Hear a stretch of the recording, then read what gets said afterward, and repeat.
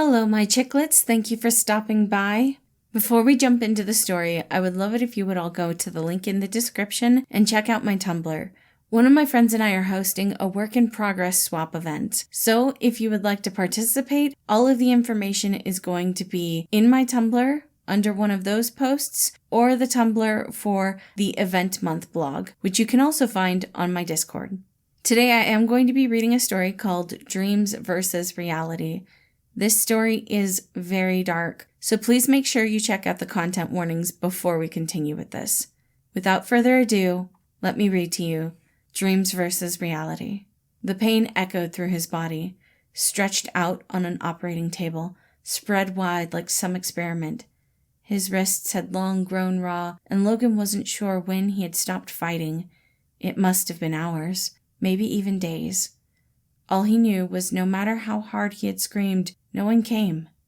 However, it was only once he stopped fighting that the true pain started. A golden thread weaving its way across his lips no matter how he moved.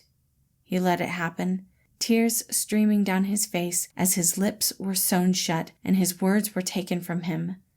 No one would hear him again.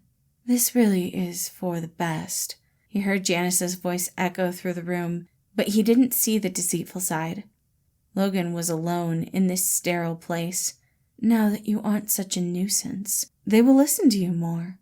He could hear Janice walking around a linoleum area, each echo of his boot making more tears fall from Logan's face. "Honestly, I did this to help you. You want your family to love you, right?"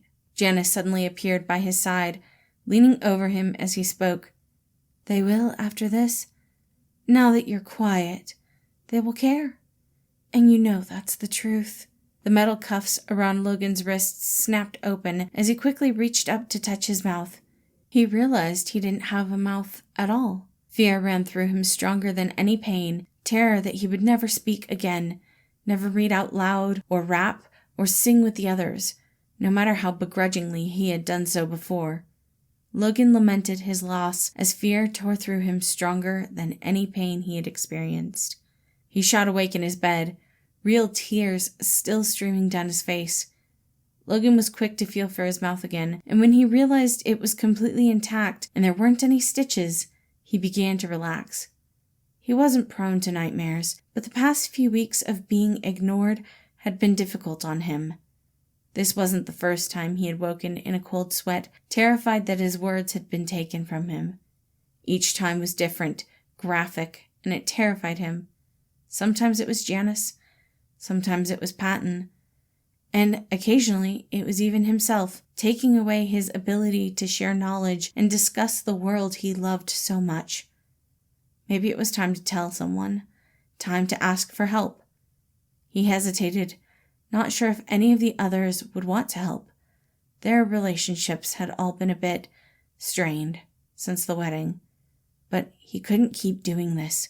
Even if no one would listen, he had to try.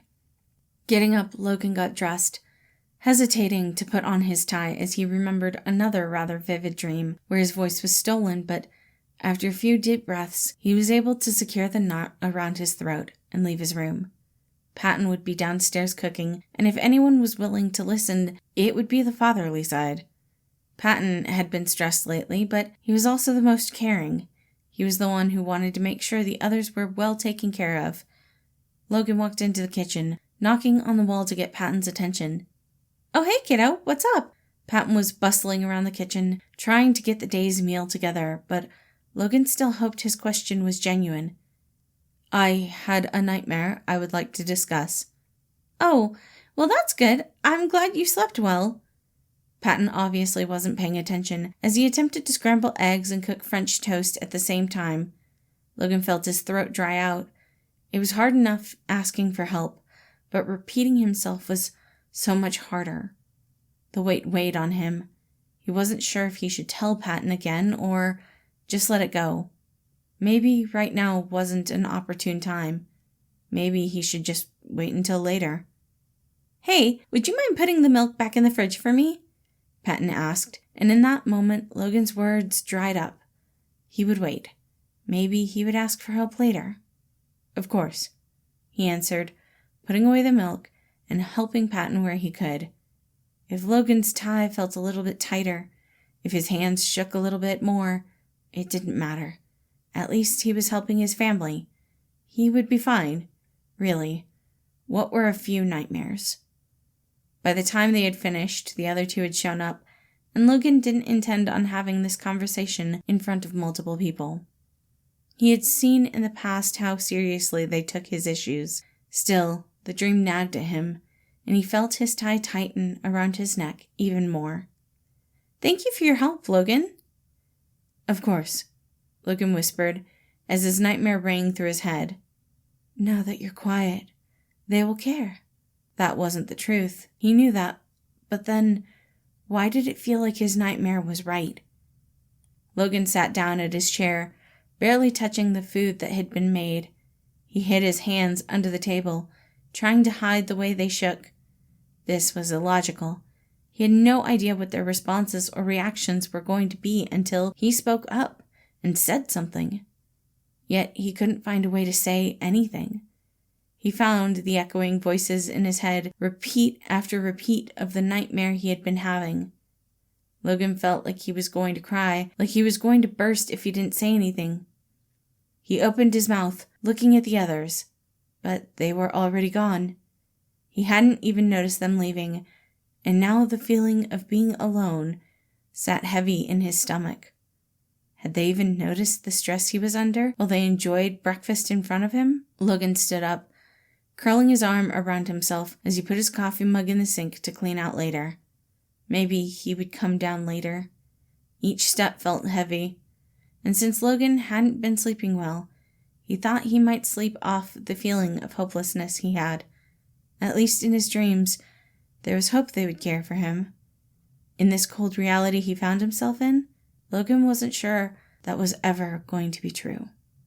Thank you all for listening. Again, this one was Dreams versus Reality. It was part of my October series. That one did end up being a little darker than normal, so I do hope y'all still enjoyed it, and I hope you have a wonderful day.